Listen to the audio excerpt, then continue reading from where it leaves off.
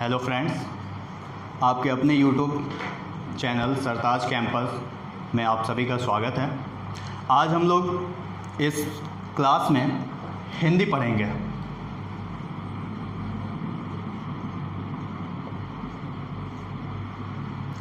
हिंदी एक ऐसा सब्जेक्ट है, एक्चुअली अगर इसको ध्यान से बोला जाए तो ये हिंदी कोई सब्जेक्ट नहीं है, ये क्या है, एक भाषा है। और सबसे पहले आप लोग जान जाइए, ज़्यादा परेशान ना होइएगा, रिलैक्स माइंड से एकदम हिंदी पढ़िए। और उम्मीद है कि जैसे मैं पढ़ाऊँगा अगर आप वैसे ध्यान दे के पढ़ते हैं तो हिंदी कभी आपको टफ नहीं लगेगी। सबसे पहले आप लोग जान जाइए कि किन को हिंदी पढ़ना है और किन को नहीं पढ़ना है। तो अभी इस समय ट्रेड में चल रहा है एक एग्ज़ाम यूपीएसआई का। यूपीएसआई में 40 नंबर आते हैं, 40 नंबर के हिंदी रहते हैं। उसके बाद फिर आप आएंगे यूपीपी में, उसके बाद फिर आपका आता है टेट में, फिर सी टेट में, फिर आपका आएगा लेखपाल में।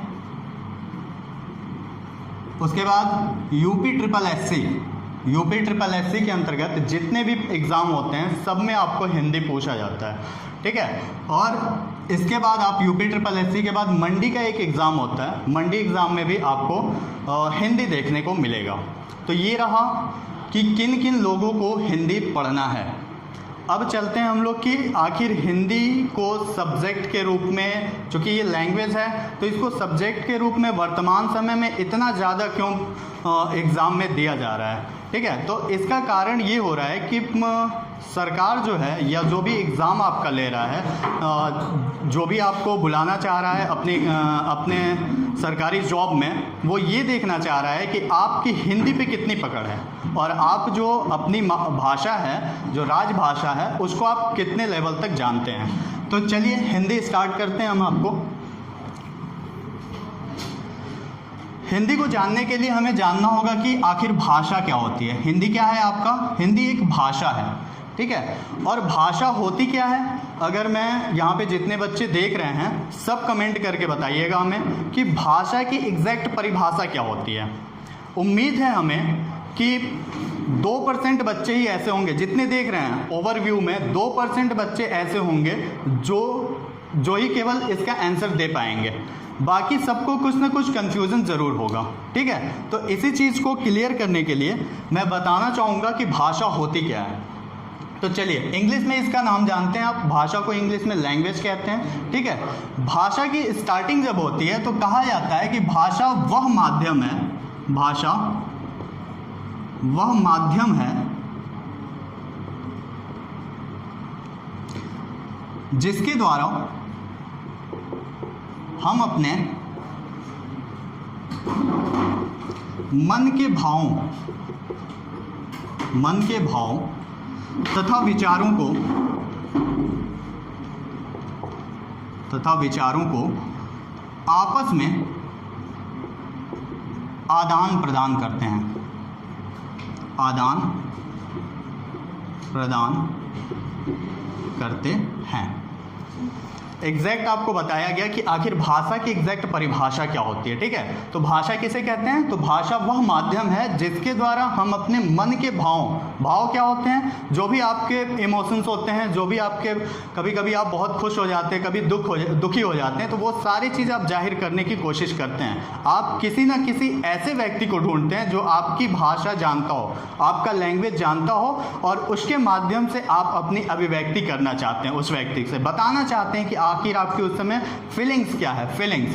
तो यही चीज़ लिखा हुआ है कि मन के भाव तथा विचारों को, जो भी आपके अंदर विचार उत्पन्न होते हैं कि सामने वाले व्यक्ति को देख के हमारे अंदर क्या विचार उत्पन्न हो रहे हैं, वो अच्छा है, बुरा है, कैसा है, उन विचारों को जब हम दूसरों के सामने प्रकट करते हैं या दूसरों से आदान प्रदान करते हैं तो उसे ही नाम दिया गया भाषा का, ठीक है। अब देखिए भाषा शब्द आया कहाँ से। तो भाषा के लिए बताया गया कि भाषा शब्द जो है वो संस्कृत के भास धातु से बना है, भास धातु से बना है। और इसका अर्थ होता है कहना या बोलना, कहना या बोलना, ठीक है। क्या है भाषा? तो भाषा जो है वो संस्कृत के भास धातु से बना है और इसका अर्थ होता है क्या? कहना या बोलना। ठीक है, अब आता है कि धातु क्या होती है। तो हम आपको जब पढ़ाएंगे क्रिया पढ़ाएंगे तो क्रिया के टाइम हम आपको बताएंगे कि धातु जो होती है वो मूल रूप होती है क्रिया की। कोई भी क्रिया बनेगी तो बिना धातु के नहीं बनेगी। ठीक है, तो जैसे खा क्या है? धातु है, और खा से क्रिया क्या बनेगी? खाना। ठीक है, खा से क्रिया क्या बन गई? आपकी खाना बन गई। तो खा धातु और क्रिया आपकी खाना हो गई। उम्मीद है कि आप लोगों को समझ में आ रहा होगा। वैसे कमेंट आप करिएगा कैसा ये वीडियो लग रहा है, और इसको कम से कम अच्छा लगे तो लाइक करिएगा, सब्सक्राइब करिएगा, और साथ ही साथ जितना अधिक हो सके अपने दोस्तों में इसको शेयर करिएगा। ठीक है, चलिए, तो ये हो गई भाषा। समझ में आ गया? हिंदी क्या है? हिंदी एक भाषा है। क्यों हमें हिंदी पढ़ना है? क्योंकि एग्ज़ाम में पूछा जा रहा है, इसलिए नहीं, हमें अपनी भाषा को जानना है कि आखिर ये भाषा है क्या और ये कहती क्या है। ठीक है, तो इसके बारे में फिर से एक बार देख लीजिए। भाषा वह माध्यम है जिसके द्वारा हम अपने विचारों तथा मन के भावों को आपस में क्या करते हैं? आदान प्रदान करते हैं। भाषा संस्कृत के भास धातु से बना हुआ है जिसका अर्थ होता है कहना या बोलना। चलिए, अब नेक्स्ट हम देखते हैं। भाषा आपने देख लिया। अब अगला जो टॉपिक आता है, एक बार आप देख लीजिए कि हिंदी आया कहाँ से। ठीक है, हिंदी जो लैंग्वेज है या हिंदी जो भाषा है ये कहाँ से उत्पन्न हो गई अचानक, और क्यों हम लोग इतना हिंदी पे जोर देने लगे? क्यों हमें हिंदी पढ़ना इतना आवश्यक हो गया कि हम जो भी विचार व्यक्त करेंगे वो हिंदी में ही अधिकतर करते हैं? तो हिंदी को देखने के लिए हिंदी का अगर विकास और उत्पत्ति देखा जाए, हिंदी का विकास एवं उत्पत्ति। ठीक है, विकास अलग चीज़ है, उत्पत्ति अलग चीज़ है। उत्पत्ति का मतलब होता है कि वो कहाँ से जन्म लिया है। ठीक है, और विकास का मतलब होता है कि वो किस माध्यम से आगे बढ़ता जा रहा है। ठीक, तो एक चीज़ हम बचपन से पढ़ते आ रहे हैं कि हमारी जो आदि जननी है, आदि जननी भाषा जो है वो क्या है? संस्कृत है। ठीक है, आदि जननी भाषा जो है वो क्या है? संस्कृत है। सारी भाषाओं की अगर उत्पत्ति कहीं से हुई है तो वो क्या है? आपकी संस्कृत। सारी भाषाओं की अगर उत्पत्ति कहीं से हुई है तो वो क्या है? आपकी संस्कृत।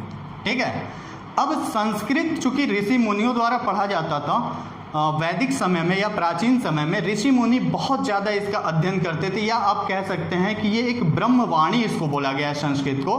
तो ब्रह्मा जी ने अपने मुखार बिंदु से जो जो उच्चारण किया वो सारी आपको इस संस्कृत में मिलेगी। अब चूँकि वो लोग काफ़ी पावरफुल थे, काफ़ी नॉलेज था उनके पास, तो इसलिए वो लोग आराम से इस भाषा को बोल जाते थे, लेकिन आम जनता को ये भाषा नहीं समझ में आती थी। ठीक है, ऋषि मुनि ने समझा, अपने शिष्यों को दिया, वो अपने शिष्यों को दिए, ऐसे करते करते संस्कृत का विकास तो होता रहा, लेकिन आम जनता के लिए ये काफ़ी दिक्कत का विषय हुआ। तो इसलिए संस्कृत को दो भागों में बांटा गया। एक को कहा गया वैदिक संस्कृत और एक को कहा गया लौकिक संस्कृत। लौकिक संस्कृत। ठीक है, अब वैदिक संस्कृत के अंतर्गत क्या आता है? वेद पुराणों की रचना हुई थी। ठीक है, रचना कह लें या कह लें कि ब्रह्मा ने अपने मुखार बिंदु से वेदों के बारे में अपने शिष्यों को बताया था, या जो उस समय ब्रह्मा की स्तुति करते थे उनको बताया था कि आखिर ये वेद पुराण होते क्या हैं। चूंकि इसका लिखित रूप नहीं मिलता है इसलिए इसको अमान्य घोषित कर दिया गया। चली कौन सी संस्कृत? आपकी लौकिक संस्कृत चली। इसी में पाणिनि ने अपने व्याकरण की रचना की और व्याकरण के आधार पर उन्होंने संस्कृत को पूरे समाज के बीच लाने का प्रयत्न किया। अब आते हैं, संस्कृत जो थी वो लौकिक संस्कृत के रूप में जानी जाने लगी, और लौकिक संस्कृत भी अभी तक आम जनता के पहुंच से काफ़ी दूर थी। ठीक है, तो इसको और ज़्यादा सरल करने के लिए इसको तोड़ा गया पाली भाषा में। ठीक, इसको प्रथम देश भाषा भी कह सकते हैं, प्रथम देश भाषा भी है पाली। और ये गौतम बुद्ध के उपदेश, जितने भी उपदेश दिए गए हैं वो किस भाषा में दिए गए हैं? पाली भाषा में दिए गए हैं। ठीक, फिर अब हिंदी और टूटी, अर्थात संस्कृत और टूटा, तो क्या बना? प्राकृत बना। प्राकृत, इसको कहा जाता है कि आम जनता की जो भाषा थी ना उस समय, वो किस रूप में निकल के आई? प्राकृत रूप में। फिर प्राकृत टूटा, इसमें जैन धर्म के लोग करते थे। उसके बाद प्राकृत टूटा तो अपभ्रंश बना। अपभ्रंश बना, फिर अपभ्रंश टूटा तो अवहट्ट हुआ, और अवहट्ट टूटा तब जाके क्या हुआ, हिंदी बना। तब जाके क्या हुआ, हिंदी की उत्पत्ति हुई। ठीक है, अपभ्रंश टूटा तब जाके। अब देखिए क्या मैटर है, संस्कृत जो थी वो आपकी प्राचीन भाषा थी, लेकिन हिंदी आपकी प्राचीन भाषा नहीं थी बाबू। हिंदी जो बनी आपकी वो टूटते टूटते इतना ज़्यादा भाषा को तोड़ दिया गया कि आज वो किस रूप में हमें मालूम पड़ती है, हिंदी के रूप में। लेकिन हमें गर्व होना चाहिए कि हमारी जो प्राचीन भाषा थी वो क्या थी, संस्कृत। ठीक है, और साथ ही साथ हमें अफसोस भी होना चाहिए क्योंकि अब संस्कृत कोई पढ़ता ही नहीं है, किसी को मालूम ही नहीं है कि संस्कृत होती क्या है। लोग कतराते हैं संस्कृत पढ़ने से। ठीक है, लेकिन हिंदी अगर कहीं से निकली तो कहाँ से निकली, संस्कृत से। अब रही बात उत्पत्ति और विकास की, तो एग्जाम में अगर क्वेश्चन पूछेगा कि हिंदी की उत्पत्ति कहाँ से हुई, हिंदी की उत्पत्ति कहाँ से हुई, तो उत्पत्ति हमने बताया है कि जननी से ही किसी चीज़ की उत्पत्ति होती है। ठीक है, तो जननी जब संस्कृत है तो हिंदी की उत्पत्ति कहाँ से हुई, संस्कृत से हुई। ठीक है, और अगर पूछे कि हिंदी का विकास कहाँ से हुआ, तो विकास के लिए क्या बताएंगे, अपभ्रंश। हिंदी का जो विकास हुआ वो कहाँ से हुआ, विकास हुआ आपका अपभ्रंश से। आ रही बात समझ में? कमेंट करते रहिएगा आप लोग और बताइएगा कि क्या समझ में आ रहा है और क्या चीज़ आपको नहीं समझ में आ रहा है। ठीक है, तो अपभ्रंश का मतलब होता है टूटी फूटी, टूट फूट के वो अवहट्ट में आई और अवहट्ट से टूट के किस में चली आई, हिंदी में चली आई। अब एक छोटा सा उदाहरण देते हैं, आप देखिएगा फटाक से पकड़ लेंगे आप। प्राचीन समय में अर्थात संस्कृत में घी को क्या बोला जाता था, घृत। ठीक है, उसके बाद जब भाषा और विकृत हुई, टूटी, तो क्या होने लगा, घी होने लगा। और प्राचीन और वर्तमान समय में आप क्या बोलते हैं, घिउआ। ठीक है, आग बूझ रहा है तो बोलेंगे क्या कि घिउआ ढील दें, घिउआ ढील दें। तो घिउआ मतलब क्या हुआ, हिंदी तो घी थी बाबू, लेकिन आपने उसको क्या कर दिया, विकृत रूप कर दिया, और घिउआ बोलने में आपको काफ़ी आसानी होने लगी। इसी आधार पे हम कह सकते हैं कि हिंदी क्या है, संस्कृत से टूटते टूटते इसका विकास हुआ या इसकी उत्पत्ति हुई। ठीक है, इतना मैटर समझ में आ गया होगा आपको, उम्मीद है। अब चलते हैं हम आपको लेके किसी भी लैंग्वेज को जानने के लिए, चाहे आप इंग्लिश पढ़िए, चाहे उर्दू पढ़िए, चाहे हिंदी पढ़िए, किसी भी लैंग्वेज को जानने या सीखने के लिए सबसे ज़रूरी होता है उसकी वर्णमाला, जिसको आप इंग्लिश में अल्फ़ाबेट्स कहते हैं। ठीक है, उसकी वर्णमाला का ज्ञान जब तक आपको नहीं होगा तब तक आप उस भाषा को नहीं सीख सकते हैं। ठीक है, दाल में नमक का काम करता है वर्णमाला। अगर आप पूरी हिंदी भी बोलना सीख जाएं और आपको वर्णमाला का ज्ञान ना हो, ठीक उसी प्रकार जैसे आप पूरी दाल बना लें और उसमें नमक ना डालें तो वो दाल कोई भी टच नहीं करेगा, कोई भी उस दाल को छूना तक पसंद नहीं करेगा। सेम वही है, अगर आप पूरी हिंदी जानते भी हैं और आपको वर्णमाला का ज्ञान नहीं है तो कोई भी आपसे उचित रूप से बात करना पसंद नहीं करेगा। ठीक है, तो चलते हैं हम वर्णमाला की तरफ। तो वर्णमाला की तरफ जाने से पहले हम देखते हैं कि भाषा जो थी वो दो रूपों में पाई गई। भाषा जो थी वो दो रूपों में पाई गई। एक को नाम दिया गया मौखिक भाषा और एक को नाम दिया गया लिखित भाषा। क्या नाम दिया गया? लिखित भाषा। कभी भी पूछे कि भाषा कितने प्रकार की होती है तो हमेशा बताइएगा कि भाषा दो प्रकार की होती है। अब कंफ्यूजन आप लोग को ये होता है, बहुत सारे बच्चे बताते हैं कि सर किताब में लिखा हुआ है भाषा 3 प्रकार की होती है। तो बाबू आज हम आपको क्लियर कर दें कि भाषा केवल और केवल 2 प्रकार की होती है, और वो जो तीसरा प्रकार होता है जिसको हम सांकेतिक भाषा कहते हैं, ये इसका प्रकार नहीं होता है। सांकेतिक भाषा जो होती है ये इसका प्रकार नहीं होती है, बल्कि हमें किसी की बातों को संकेत के माध्यम से समझने के लिए इसका प्रयोग करना पड़ता है। इसलिए कुछ लोग इसको भी भाषा का प्रकार मानते हैं। ठीक है, लेकिन भाषा मुख्य रूप से 2 ही प्रकार की होती है, मौखिक भाषा और लिखित भाषा। प्राचीन समय में क्या होता था कि लोग अभी लिखना नहीं सीखे थे, तो अपनी जो अभिव्यक्ति होती थी, अपने विचारों को जो व्यक्त करने का माध्यम होता था वो क्या होता था? मौखिक भाषा होती थी। ठीक है, मौखिक भाषा के माध्यम से ही सारे लोग एक दूसरे से अपनी बातों को आदान प्रदान करते थे। ठीक है, तो मौखिक भाषा जो थी ये प्रारंभिक समय में बोली जाती थी। अब मौखिक भाषा के अंतर्गत जो ध्वनि उत्पन्न होती थी, इन्हीं ध्वनियों को जब चिन्ह के रूप में परिवर्तित किया गया, अर्थात इन्हीं ध्वनियों को जब चिन्ह दिया गया तो वही चिन्ह किस रूप में आ गए, लिखित भाषा के रूप में आ गए और उनको नाम दे दिया गया वर्ण।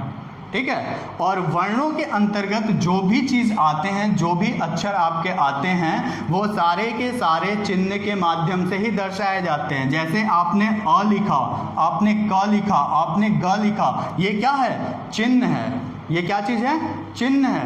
पहले ये चीज़ मौखिक रूप में बोली जाती थी, जैसे कोई बोलता था अ, धीरे धीरे बोलते बोलते। इसी तरह आप देखे होंगे, मूवी देखे होंगे, टार्ली चैगोर नाम से कुछ मूवी आई थी अजय देवगन की, उसमें उसने क्या किया था, मौखिक संकेत के माध्यम से वो अपने सारे दोस्तों को बताता है। ठीक, तो वो मौखिक भाषा के रूप में लोगों को समझाया था। लेकिन जैसे ही उसको चिन्ह दे दिया जाए या जैसे ही उसको बता दिया जाए कि इनको अब इन रूपों में जाना जाएगा, तो वही चिन्ह क्या कहलाने लगे, वर्ण कहलाने लगे, और इन्हीं को लिपिबद्ध कर दिया गया। चिन्ह देने का मतलब क्या, लिपिबद्ध करना, लिपिबद्ध कर दिया गया, और लिपिबद्ध करके इनको वर्ण के रूप में आपके सामने प्रस्तुत किया गया। ठीक है, और वर्ण के रूप में जब प्रस्तुत हुआ तो इसी को कहा गया हिंदी व्याकरण में वर्णमाला।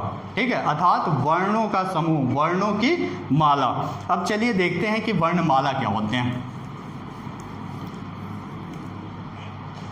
जो मोस्ट इंपॉर्टेंट चैप्टर होता है आपका वो होता है वर्णमाला। ठीक है, वर्णमाला क्या होता है, देखिए अलग अलग समूह में बटे हुए हैं, वर्ण है और प्लस माला है। ठीक है, कोई भी माला ही देख लीजिए आप, गेंद की माला देख लीजिए, गेंद के फूल की माला, तो आप क्या देखते हैं बाबू, उसको एक क्रम से पिरोया जाता है। ऐसा नहीं होता है कि कोई फूल कहीं पे लगा है और कोई फूल कहीं पे लगा है और आपको दे दिया जाए, नहीं, ऐसा जब कोई व्यक्ति देगा तो आप उसको लेना स्वीकार नहीं करेंगे। सेम वही कार्य किया गया कि जब लिपिबद्ध हुई भाषा और जब वर्णों का विकास हो गया, वर्णों को जानने लगे हम, तो अब कहा गया कि वर्णों को क्या करना है, क्रमबद्ध करना है। वर्णों को ऐसे क्रम में रखिए जिससे लोग उसको समझ पाएं और समझने के बाद उनको याद रख सकें या उनका उच्चारण कर सकें। ठीक है, अब चलते हैं वर्णमाला के अंतर्गत जो वर्ण होते हैं। तो वर्ण का अगर आप डेफिनेशन लिखना चाहेंगे तो वर्ण का डेफिनेशन आप लिख सकते हैं कि भाषा की सबसे छोटी इकाई, भाषा की सबसे छोटी इकाई जिसके और टुकड़े ना किए जा सके, और टुकड़े ना किए जा सकें, वर्ण कहलाता है, वर्ण कहलाता है।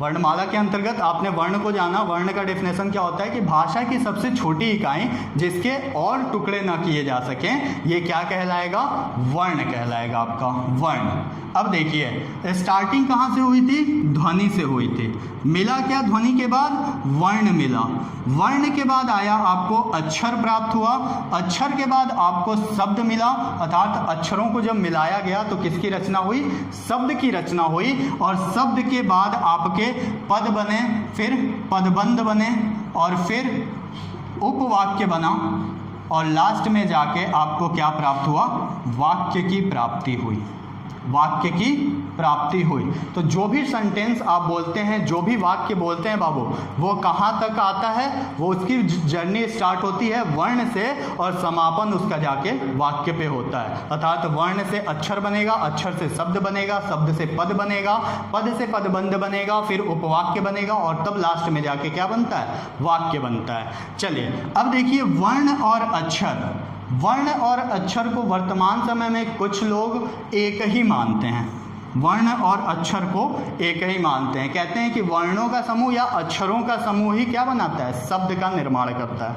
लेकिन एक अंतर आपको मैं बता देता हूं ताकि आप याद रखिएगा एकदम आसान तरीके में। देखिए वर्ण क्या होता है, जैसे आपने यहाँ एक डेफिनेशन पे देखा कि भाषा की सबसे छोटी इकाई जिसके आप क्या नहीं कर सकते हैं, टुकड़े नहीं कर सकते और ज़्यादा उसको छोटा नहीं कर सकते हैं। जैसे हमने एक शब्द था, शब्द है राम, राम को हम वर्ण विच्छेदित करते हैं या वर्ण में बांटते हैं तो ये क्या बन जाएगा, र प्लस आ प्लस म प्लस अ।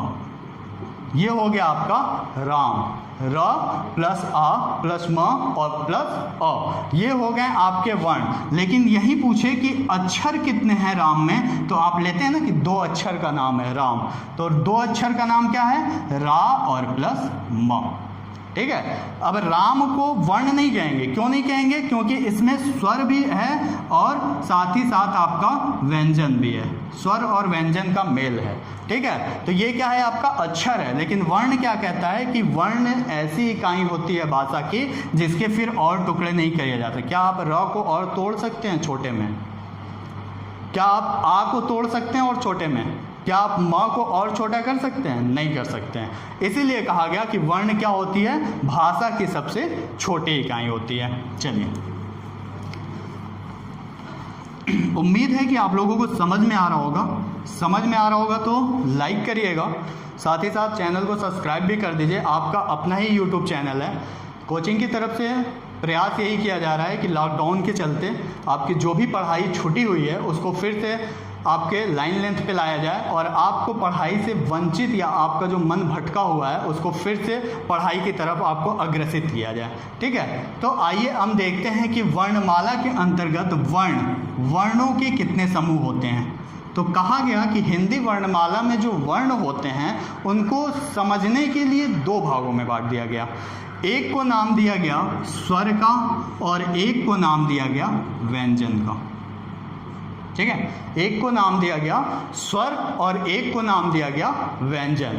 अगर हम कहेंगे कि वर्ण कितने होते हैं टोटल, तो कहा गया कि लिखित रूप में अगर आप देखेंगे तो लिखित वर्णों की संख्या जो होती है, वर्णों की संख्या ये कितनी होती है, टोटल 52 होती है, अर्थात 52 होती है। लिखित रूप में जो वर्ण होते हैं वो कितने होते हैं, आपके 52 होते हैं। चलिए, अब आते हैं स्वर और व्यंजन को।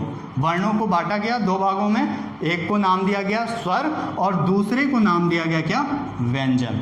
ठीक है, तो पहली स्टार्टिंग आपकी हम करते हैं स्वर से।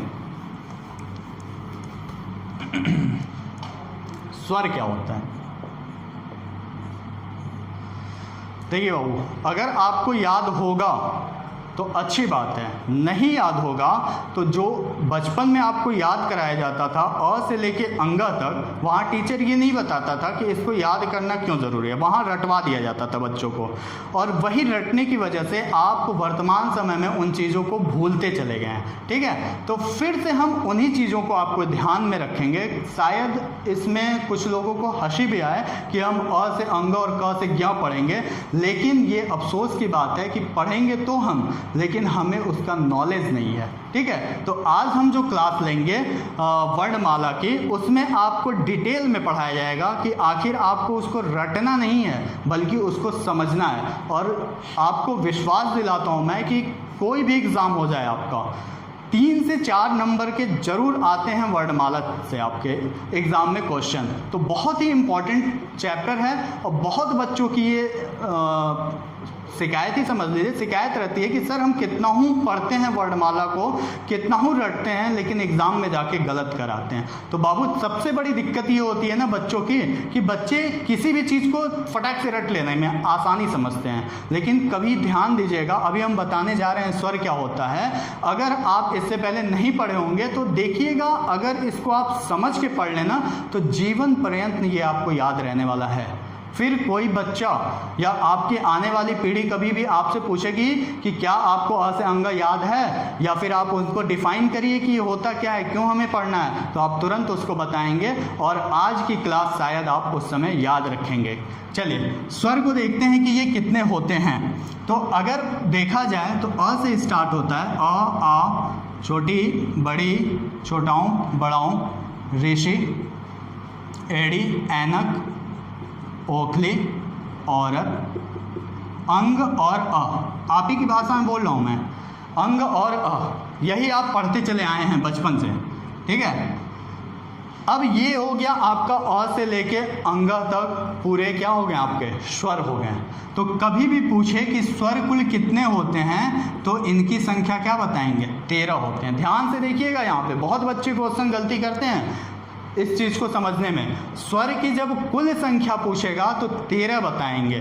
क्यों? क्योंकि ये अ से लेके अंग तक 13 है। काउंट कर लीजिए 1 2 3 4 5 6 7 8 9 10 11 12 13 13 टोटल ये हो गए आपके स्वर। लेकिन बाबू ये दो जो लोग हैं इनको नाम दिया गया अयोगवाह। अयोगवाह, अयोगवाह का मतलब क्या होता है? ये योग ही नहीं है, तोड़ दीजिए इसको।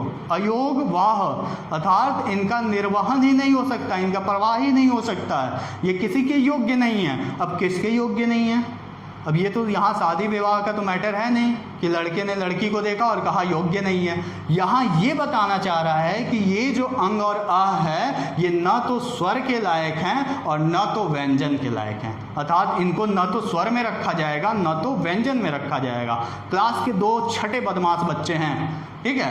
अब इनको किसी सेक्शन में रख के टीचर नहीं चाहता है कि क्लास को डिस्टर्ब किया जाए, लेकिन जो इसका प्रिंसिपल था ना वो बोला कि अगर इन 2 बच्चों को हम बाहर निकाल देते हैं तो रखेंगे कहाँ, इनके लिए अलग सेक्शन थोड़ी हम डिफाइन करेंगे, ठीक है। तो इसीलिए किसी तरह हो जाए तो इनको स्वर में एडजस्ट कर दीजिए, ठीक। तो फिर से विचार बनाया गया और इनको कहाँ रख दिया गया? स्वर के अंतर्गत ला के रख दिया गया। अब देखिए, अब जो कोई पूछे कि स्वर कितने होते हैं तो अब आपका आंसर निकल के आना चाहिए स्वर 11 होते हैं। स्वर की संख्या कितनी होती है? तो स्वर की संख्या 11 होती है। लेकिन कुल स्वर कितने होते हैं बाबू?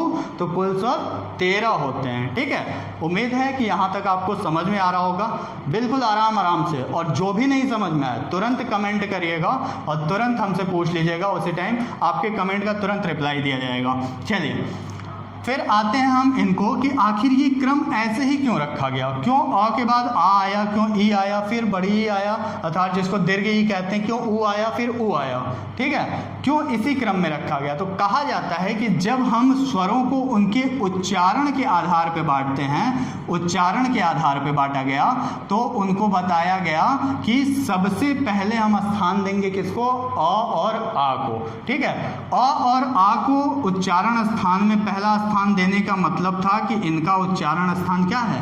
कंठ है, ठीक। अब जितने बच्चे इस वीडियो को देखेंगे सब एक चीज़ ध्यान रखिएगा, अगर आप तैयारी के लिए जी जान से लगे हुए हैं तो एक रूम में बैठ के आप इनका उच्चारण जरूर करिएगा, तभी आपको समझ में आएगा। नहीं तो ऐसे रट्टा मारेंगे तो नहीं समझ में आएगा, ठीक। कभी भी अ या आ का उच्चारण करिएगा तो कंठ से इनका उच्चारण होता है। ये आपका कंठ है और इसके अंदर जितनी भी पार्ट्स बटे हुए हैं वो सारी की सारी स्वर यंत्रियाँ हैं, ठीक है। जो भी आप साउंड निकालते हैं, जो भी ध्वनि का उच्चारण करते हैं आप, वो कहीं ना कहीं टक्कर मारते हुए तब मुंह से बाहर निकलती है, ठीक है। तो सबसे पहले अ और आ को कहा गया कि ये क्या है? कंठ है।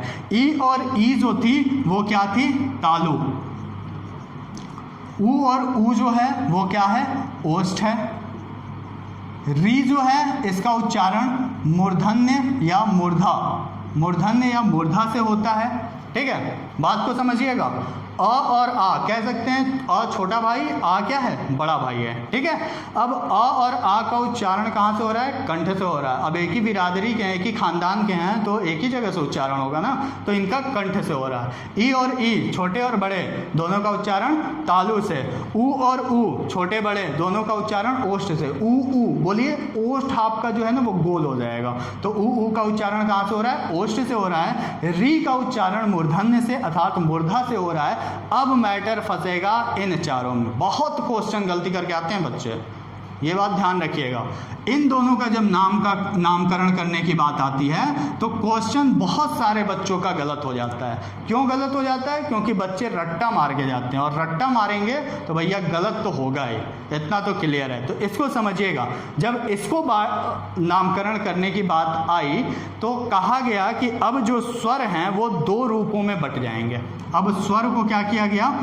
2 रूपों में बांटा गया, 2 रूपों में बांट दिया गया। एक को नाम दिया गया मूल स्वर, मूल स्वर, और एक को नाम दिया गया संधि स्वर। संधि स्वर, ठीक है। क्या नाम दिया गया? जब इन चार के नामकरण की बात आई तो स्वर फिर से दो भागों में बट गए। एक आया आपका मूल स्वर और एक आया आपका क्या? संधि स्वर। अब मूल स्वर जो होते हैं इसके अंतर्गत आपके आते हैं अ, ई, उ, ठीक है। मूल स्वर जो होते हैं इसके अंतर्गत आपके अ, ई, उ आते हैं और एक री को भी स्थान दिया जाता है। इसलिए कहा जाता है कि मूल स्वर जो होते हैं उनकी संख्या कितनी होती है? 4 होती है। अब नेक्स्ट आता है आपका संधि स्वर।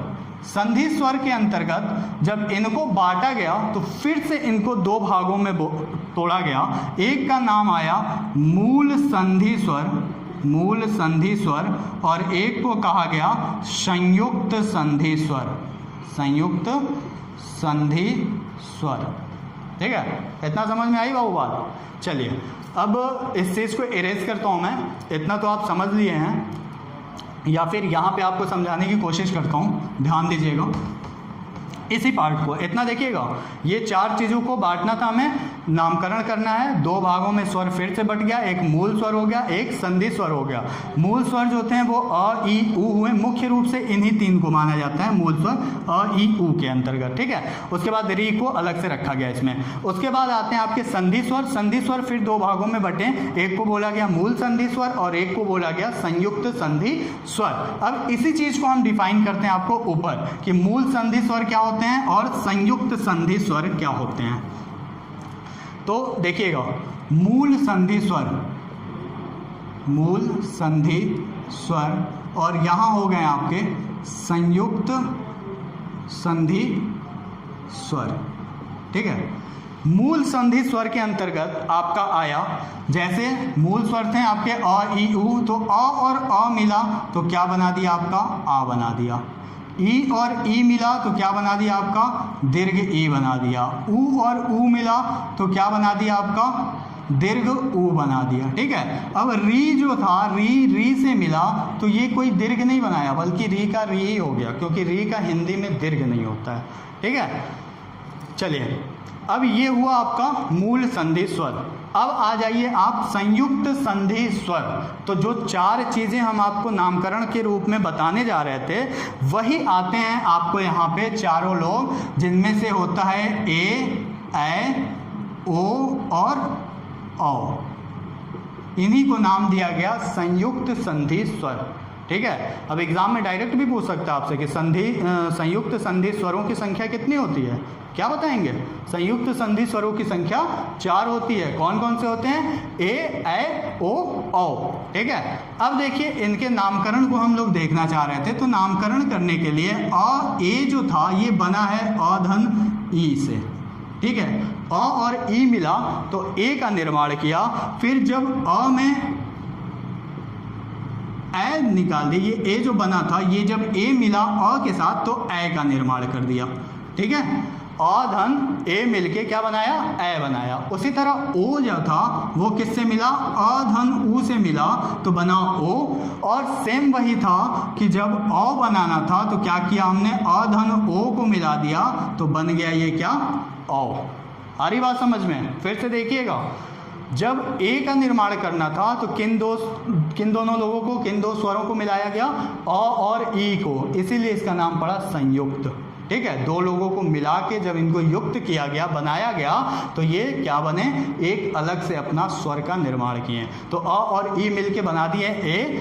अ में फिर यही ए मिला तो क्या बना दिया? ए। फिर ओ का निर्माण अ धन उ से हुआ, ओ बना, और अ ने क्या बनाया? अ धन ओ मिलके औ का निर्माण कर दिया, ठीक है। अगर अभी भी नहीं समझ में आ रहा होगा या कोई दिक्कत होगी तो कमेंट जरूर करिएगा, ठीक। चलिए अब इसको हम देखते हैं कि नामकरण कैसे हुआ। तो अ का हमने बताया था कि कंठ से उच्चारण होता है। यहाँ पे फोकस करिएगा, अ और आ का उच्चारण किससे होता है? कंठ से होता है। तो अ हुआ कंठ और ई हुआ तालु। क्या हुआ? ई, देखिए ई क्या है? तालु। तो कंठ और तालु जब दोनों मिल गए तो इसको नाम दिया गया कंठ तालु या कंठ तालव्य, तालव्य, कंठ तालव्य, ठीक है। और फिर जब नीचे आया गया तो सेम इसका भी वही होगा। ये दोनों एक ही फैमिली के हैं तो इन दोनों को हम क्या बोलेंगे, कंठ तालु ही बोलेंगे। फिर जब नीचे आए हम तो औ जो था ये था कंठ और ऊ जो था ये था ओष्ठ। तो इनका नामकरण जब हुआ इन दोनों का तो इनको नाम दिया गया कंठोष्ठ, कंठोष्ठ। ठीक है, तो ये रहा आपका पूरे स्वर का नामकरण। ठीक, अब फिर से देखिए अ और आ क्या हुआ, कंठ, ई क्या हुआ, तालु, ऊ क्या हुआ, ओष्ठ, री क्या हुआ, मूर्धन्य, ए ओ क्या हो गया आपका, ए हो गया आपका कंठ तालु, और ओ और औ क्या हो गया आपका कंठोष्ठ। ठीक है, कंठ तालु कंठोष्ठ। अब आप सोच रहे होंगे कि दो लोग को मिटा क्यों दिए हम, तो दो लोगों का चूंकि यहाँ पे स्थान नहीं रखा गया था इसलिए उनको मिटाना पड़ा। उनको नीचे समझिएगा, एक थे आपके अंग और एक थे आपके अ। इनको कहा गया अनुस्वार और इनको नाम दिया गया विसर्ग। ठीक है, अनुस्वार को हम ऐसे इंगित करते हैं और विसर्ग को ऐसे। इतनी बात क्लियर हुई आपको? चलिए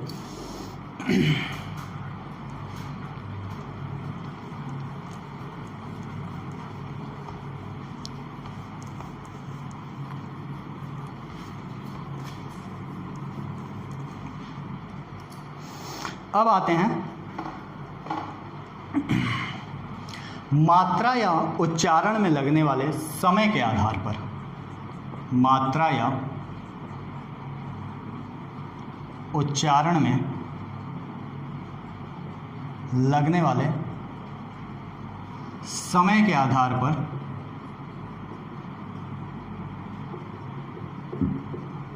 स्वर। मात्रा या उच्चारण में लगने वाले समय के आधार पर स्वरों को कितने भागों में बांटा गया? तो आपका आंसर क्या आएगा, इनको 3 भागों में बांटा गया। मात्रा या उच्चारण करेंगे ना, किसी भी वर्ण का आप उच्चारण करेंगे चाहे वो स्वर हो या व्यंजन हो तो उनका कुछ समय लगता है। ठीक है, तो उन्हीं समय के आधार पर जो स्वर थे इनको 3 भागों में बांट दिया गया। और पहले को नाम दिया गया ह्रस्व स्वर, ह्रस्व स्वर। दूसरे को नाम दिया गया दीर्घ स्वर और तीसरे को नाम दिया गया प्लुत स्वर। ठीक है, ह्रस्व स्वर, दीर्घ स्वर और तीसरे को नाम दिया गया क्या, प्लुत स्वर। ठीक, अब आ जाते हैं ह्रस्व स्वर क्या होता है। तो कहा गया कि ऐसे वर्ण जिनके उच्चारण में एक मात्रा का समय लगता है या बहुत कम समय लगता है, एक मात्रा का समय या बहुत कम समय लगता है, उनको हम नाम देते हैं ह्रस्व स्वर। और पता है बाबू, जो ह्रस्व स्वर होते हैं वही आपके क्या होते हैं, मूल स्वर होते हैं। इनकी संख्या जो होती है 4 होती है। और कौन कौन से ये हैं, अ, ई, उ और रे। अ, ई, उ और रे, यही आपके 4 जो स्वर हैं वो क्या कहलाते हैं, ह्रस्व स्वर कहलाते हैं। इनके उच्चारण में एक मात्रा का समय लगता है। ठीक, एग्जाम में ये भी क्वेश्चन बहुत ज़्यादा पुटअप किया जाता है। नेक्स्ट है दीर्घ स्वर। दीर्घ स्वर को कहा जाता है कि ह्रस्व से 2 गुना समय लगता है, 2 गुना समय लगता है, या कह सकते हैं 2 मात्रा के बराबर का समय लगता है। अब दीर्घ स्वर जो होंगे इसके अंतर्गत जो लोग आएंगे वो सभी इन तीनों के दीर्घ होंगे, आ, ई, उ, फिर आपका आ जाएगा ए, ओ और औ। इनकी संख्या टोटल 7 होती है। गिन लीजिए, 3 ये और 4 ये, 3 और 4 7 हो गए। ठीक है, अब इससे 2 क्वेश्चन एग्जाम में फंसाता है आपको। पहला क्वेश्चन, अब देखिए जो बच्चे रटे रहेंगे ना, रट के क्या जाते हैं कि दीर्घ स्वर टोटल कितने होते हैं, 7 होते हैं। अब जो एग्जामिनर फंसा रहा है आप लोगों को, वो क्वेश्चन ये बना रहा है कि दीर्घ स्वर क्या होते हैं ये नहीं, या कितने होते हैं ये नहीं पूछ रहा है, पूछ रहा है कि मूल दीर्घ स्वर कितने होते हैं। तो मूल रूप से दीर्घ स्वर कितने होंगे, ये 3 ही होंगे, ये मूल हैं, मूल दीर्घ स्वर हैं। इनकी संख्या कितनी है, 3 है, और ये क्या थे आपके संयुक्त थे, इनको बाद में ला के रखा गया और इनकी संख्या कितनी थी? 4 थी। जब इन दोनों को पूर्ण रूप से ला दिया गया, एक साथ जोड़ दिया गया, तब ये क्या बन गए? दीर्घ स्वर बन गए। ठीक है, तो हमेशा याद रखिएगा कि मूल दीर्घ स्वर कितने होते हैं? 3 होते हैं। ठीक, अब नीचे आता है आपको प्लूत। प्लूत स्वर में कहा गया कि इनको बोलने में 3 गुना समय लगता है, 3 गुना समय लगता है। ठीक है, अब 3 गुना समय कहने का मतलब क्या? किससे 3 गुना समय? तो ये जो ह्रस्व स्वर है ना, इनसे 3 गुना समय लगता है प्लूत स्वरों का उच्चारण करने में। ठीक है, अब आते हैं आपको कि प्लूत स्वर के अंतर्गत होते क्या, कौन कौन से हैं। तो इनके अंतर्गत जैसे आप ओम बोलते हैं, ठीक है, जिनमें 3 छुपा रहता है। ठीक है ना, सबसे ज़्यादा एग्जाम में यही एग्जाम्पल आपको देखने को मिलेगा ओम का। ठीक है, तो ये ओम शब्द आपको क्या है? प्लूत स्वर के अंतर्गत आता है। या जितने भी लोगों का उच्चारण आप खूब ज़्यादा खींच के करते हैं, नाम का उच्चारण खूब ज़्यादा खींच के करते हैं, वो सारे के सारे क्या होते हैं? आपके प्लूत स्वर के अंतर्गत आते हैं। जैसे राम, राम, ठीक है, रे मोहना, तो जैसे ही मोहना खींचे तो आने लगेगा बीच में। ठीक है, ये संबंध आपको दिखने लगेगा, ये चिन्ह आपको व्यक्त होने लगेगा। तो ये आपके क्या हो गए? प्लूत स्वर हो गए। आ रही है बात समझ में?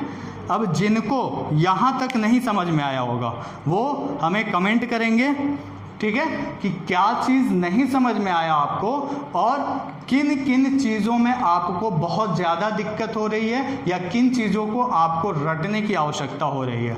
और वो भी बच्चे कमेंट करेंगे जिनको ये सारी चीज़ें बहुत अच्छे से समझ में आ रही हैं और क्लास अच्छा लग रहा है। ठीक है, चलिए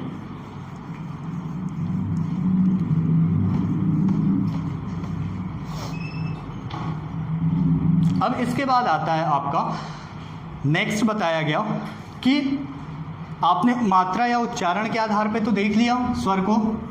अब ये बताया गया, एक क्वेश्चन इनके मात्रा से भी पूछ देता है और बच्चे अक्सर गलत करके चले आते हैं। ठीक है, तो कुछ कुछ लोगों को मात्रा में काफ़ी दिक्कत होती है कि अ से लेके जो अंग तक हैं इनकी मात्रा क्या है, और उसमें जो अ है ना, इसी को सबसे ज़्यादा एग्जाम में पूछता है। ठीक है, तो ध्यान दीजिएगा, पूरा हम लिख देते हैं, उसकी मात्रा भी पूरा लिख देते हैं। उ, री, ए ओ और औ, साथ में आपके अंग हैं और आ है। ठीक है, अब देखिए अ जो होता है इसकी कोई मात्रा नहीं होती है, तो इसको कहते हैं अमात्रिक। बहुत बार एग्जाम में पूछा है यूपी ट्रिपल एससी के कि अमात्रिक स्वर या अमात्रिक वर्ण कौन सा होता है। अब बच्चे समझ ही नहीं पाते हैं कि अमात्रिक कह क्या रहा है। तो अमात्रिक का मतलब क्या हुआ कि ऐसे वर्ण जिनकी कोई मात्रा नहीं होती है, अर्थात जिनके लिए कोई मात्रा नहीं बना है। अ के लिए कभी कोई मात्रा नहीं बना, ये बस साथ में जुड़ता है और कभी कभी जो वर्ण होते हैं उनको व्यंजन बनाने, स्वर और व्यंजन के अंतर्गत व्यंजन बनाने का काम करता है। ठीक है, आ की जो होती है वो सभी मात्रा जानते होंगे, ई की ऐसे होती है, बड़ी ई की ऐसे होती है, ऊ की ये बड़ाओं की। अब आता है मैटर री पे। री भी खूब पूछता है एग्जाम में। ठीक है, री क्यों पूछता है? क्योंकि री तो लिखा जाता है आपके सामने, ये घपलेबाजी वाला ये है वर्ण। री लिखा ऐसे जाता है, बोला क्या जाता है, आपको मात्रा दी जाती है इसकी ऐसे। ठीक है, जैसे मृग लिखते हैं तो मृग में जो नीचे मात्रा लगी रहती है वो यही री की लगी रहती है। ठीक है, लेकिन जब इसका उच्चारण करते हैं तो क्या करते हैं आप? री करते हैं। ठीक है, तो देखा आपने ना, लिखा क्या जा रहा है? री। मात्रा क्या हो रही है? नीचे की तरफ मुड़ा हुआ ये चिन्ह, और उच्चारण क्या होता है? री का होता है। ठीक है, अर्थात ये व्यंजन के अंतर्गत चला जाता है। ठीक, उसके बाद आता है ए का, तो ए पे सिंगल होता है, ए पे डबल होता है, फिर ओ पे क्या हो जाता है? एक होता है, और ओ पे क्या हो जाता है? डबल हो जाता है। ठीक है, फिर आते हैं अंग। अंग को हमने बता दिया कि इसको अनुस्वार कहा जाता है और अ जो है वो विसर्ग है। तो ये सारी इनकी क्या हो गई? मात्राएं हो गई। अब कभी गड़बड़ मत करिएगा, 4 मेन है इसमें। एक अ को पूछता है, एक री को पूछेगा, कोई भी पेपर उठाइएगा हमेशा वर्णमाला में ये सब पूछता है। एक अंग का पूछता है और एक अ का पूछता है। ठीक है, तो इन 4 को आप एकदम दिमाग में बैठा के रख लीजिए, इन चारों से क्वेश्चन आपको मिल जाएगा। चलिए अब नेक्स्ट जो आता है,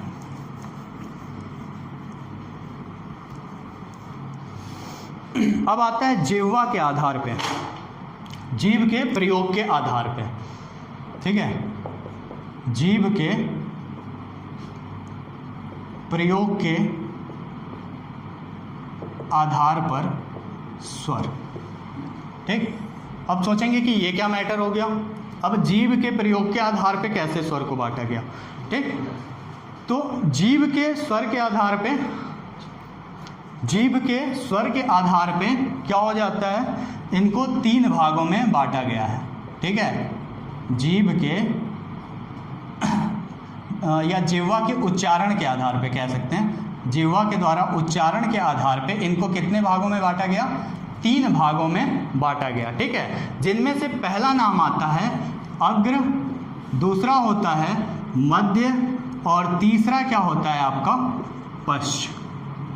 अग्र, मध्य और पश्च। ठीक है, दिक्कत ये होती है बच्चों को यहाँ पे कि ये रटना स्टार्ट कर देते हैं। अग्र के अंतर्गत ये वर्ण आएंगे, मध्य के अंतर्गत ये आ जाएंगे और पश्च के अंतर्गत ये आएंगे, और एग्जाम में जाके ज़रूर कंफ्यूजन आता है उनको कि पश्च में कौन था, अग्र में कौन था। एकदम छोटा सा ट्रिक है, या जो भी समझ लीजिए, इसको आसान विधि है समझने का, आराम से समझिए, देखिए तुरंत समझ में आएगा। दिमाग में लाइए अ से लेके अ तक, और देखिएगा अ से स्टार्ट होता है, अ आ गया आपका मध्य में, उसके बाद आ आता है, आ आपका पश्च में आ गया, फिर ई आता है, ई आपका आ गया अग्र में, ऊ आता है, ऊ आ गया आपका सॉरी अग्र में, ई आ गया, पश्च में ऊ आ गया, फिर री को नहीं लिया जाता है, ए और फिर ओ और ओ।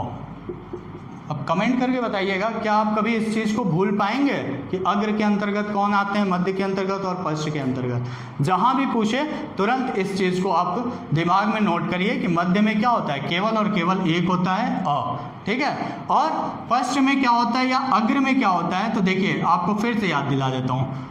ई का उच्चारण स्थान तालु, ए और ए का उच्चारण स्थान कंठ तालु, तालु तालु एक साथ हैं। ठीक है, तो वो किस में रहेंगे, वो रहेंगे आपको अग्र में। मध्य में केवल और केवल एक और रहेगा, इसका उच्चारण हमने बताया कंठ से। पश्च में क्या होता है, आ होता है, ये केवल एक अलग है, ये कंठ से ही होता है। ऊ का उच्चारण किससे होता है, ओष्ठ से, और साथ ही साथ ओ और औ का उच्चारण किससे होता है, तो इसको नाम दिया गया कंठोष्ठ से। ठीक है, तो इसमें भी ओष्ठ, इसमें भी ओष्ठ। तो अब याद रखिएगा कि तालु तालु जो होंगे वो एक साथ अग्र में होंगे, मध्य में केवल अ होगा, और पश्च में क्या होगा आपका कंठ होगा अर्थात आ होगा, और साथ ही साथ ओष्ठ और ओष्ठ हो जाएंगे। क्लियर है, ठीक है, ठीक है बच्चों, तो यहाँ तक हो गया। इसके 2 पार्ट्स और बांटे गए हैं। अभी ये आपका स्वर ही चल रहा है। ठीक है, अब स्वर के बाद जब 2 पार्ट्स और पढ़ लेंगे तब आप चलेंगे कि व्यंजन क्या होता है। ठीक, काम आपका ये है, छोटा सा काम आपको बता दें कि अधिक से अधिक कमेंट करिएगा। वीडियो कैसी लग रही है, अच्छी लगे तो लाइक करिएगा। ठीक है, साथ ही साथ शेयर भी करिएगा।